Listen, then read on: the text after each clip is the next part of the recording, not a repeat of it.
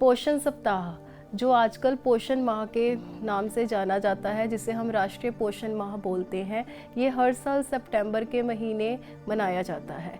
इस बार जो इसका थीम रखा गया है उसमें है सुपोषित भारत, साक्षर भारत और सशक्त भारत, जिसका मतलब है कि भारत के स्वास्थ्य को आगे बढ़ाना है। पहले 6 महीने हम बोलते हैं कि माँ का दूध ही देना चाहिए, क्योंकि उस टाइम बच्चे के पोषण के लिए वो सबसे ज़्यादा लाभदायक है। जब कोई स्त्री गर्भ धारण करती है, प्रेग्नेंट होती है, उससे लेके जो बच्चे का सेकंड बर्थ होता है, तो 365 दिन वो हो गए और 260 दिन हमारे गर्भवती महिला के हो गए।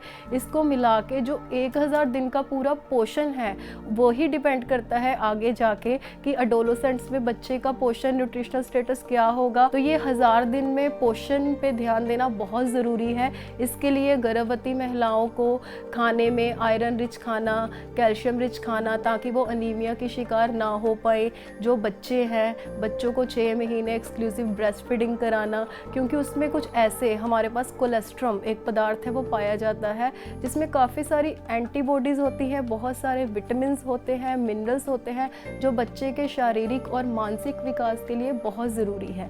तो बच्चे की मेंटल डेवलपमेंट के लिए जो पहला 2 साल होते हैं ज़िंदगी के, उस पर ब्रेन डेवलपमेंट बहुत तेज़ी से होता है। तो उसके लिए एक्सक्लूसिव ब्रेस्ट फीडिंग से बेटर कुछ नहीं है। और 6 महीने बाद जो कॉम्प्लीमेंट्री फीडिंग देनी है, मतलब माँ का जो दूध है उसके साथ साथ कुछ और सेमी सॉलिड फूड जैसे कि खिचड़ी, दलिया और हमारे पास अमाइलेस रिच फूड आते हैं, वो सब आपने शुरू करने हैं कि ताकि बच्चे की ग्रोथ हो सके।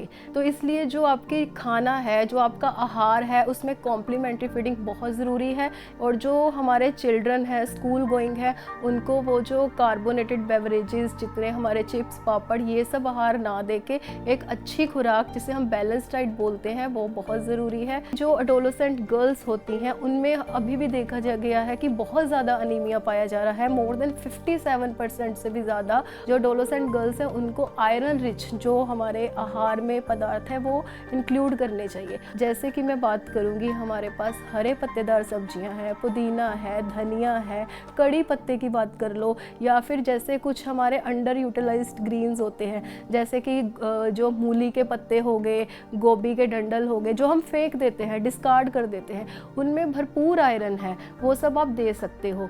तो जो भी हमारे अनाज हैं, अब आजकल बात करें मिलेट्स, मोटे अनाज, उनमें भी काफ़ी ज़्यादा मात्रा में एज़ कम्पेयर टू वीट की अगर हम कंपेयर करें गेहूं के मात्रा में आयरन पाया जाता है। तो ये सब वो डाइट में इंक्लूड करें। तो हमें इसी ही कुपोषण को, विशियस साइकिल को जागरूकता से इसे ब्रेक करना है, इसे तोड़ना है, ताकि जो हमारा एक स्वास्थ्य भारत का निर्माण हो सके, वो सिर्फ तभी हो पाएगा जब हम हर पीढ़ी में, हर स्टेज में, लाइफ के हर साइकिल में एक पौष्टिक आहार लेंगे। आईसीएमआर ने बोला है कि एक पौष्टिक थाली कैसी होनी चाहिए। उसमें जैसे कहा जाए कि जैसे हमारी एक थाली है, ठीक है, उसका एक जो आधा हिस्सा है वो हमारा फल और सब्जियों से भरपूर होना चाहिए।